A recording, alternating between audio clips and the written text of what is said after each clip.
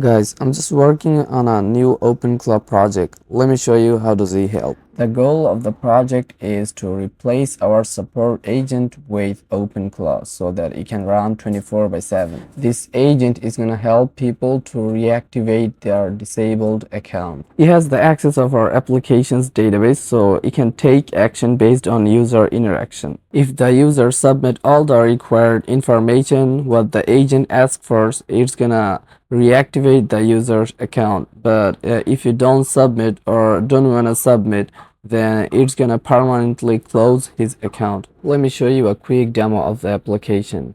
I'm gonna log in one of my disabled account, and let's see. And as you can see that it's saying your account is blocked, and so I'm gonna open a ticket to talk the support agent.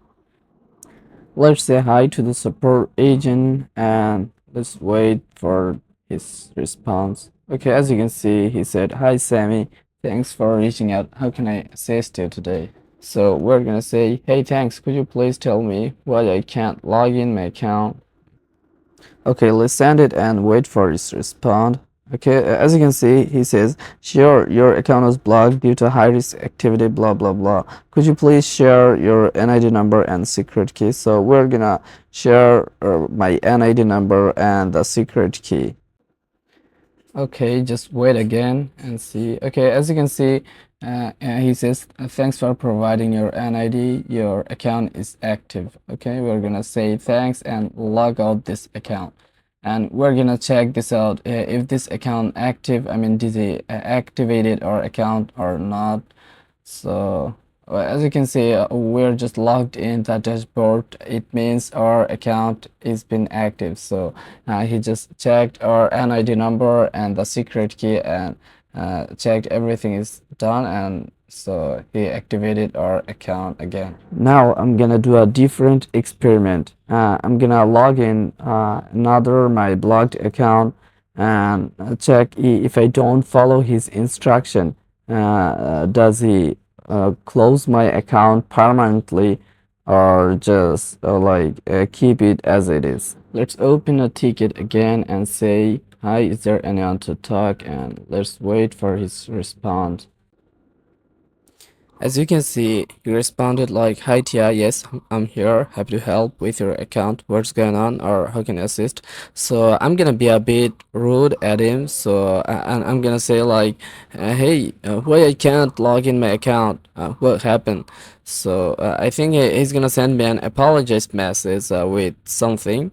So wait for his message. Okay, as you can see, he says like, "Hi Tia, sorry for the hassle," and then says like they found some unusual activity on my account, and that's why yeah, if I agree with their I mean safeguards, then they are gonna reactivate my account. If I don't, they are not gonna do it. They're gonna block my account permanently. So I'm gonna say, yeah, I don't agree with your rules and regulations, so I don't agree with you. So I think after saying that, they're gonna permanently block my account. Oh, as you can see, he sent me a message. "I understood your frustration. Say it, since you don't agree and I want to repeat the activity again, so I have to permanently close your account for security reason. Take care." That means he just closed my account permanently for, I mean, violating their rules.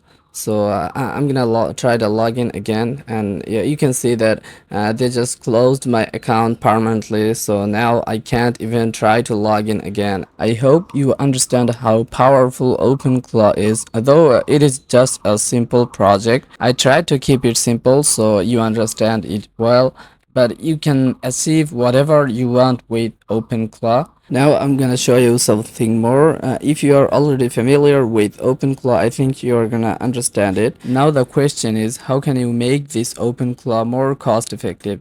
I think you guys know that OpenClaw burns out lots of tokens, so it can cost you like few $100s a day. So optimizing this OpenClaw is very important. To make it very cost effective, I followed a hybrid approach. I've used two AI models for two workflow. So for the cron job, I've used XAI's Grok 4.1 fast. Because of using this, it is very fast AI models, and yeah, it can respond to your user so fast, so your user don't need to wait for it, and it is very cost effective. That's why for cron job I've used that. And for the primary AI model, I've used Minimax M2.7 because it is well known for agentic works, and it is very good at coding and other stuff. So you have to very conscious when choosing AI models, because if you don't pick the right model for the right works, it can make it very cost heavy, and it won't be able to do the job properly. So be very conscious while choosing AI model. And yeah, use the project, and thanks for watching.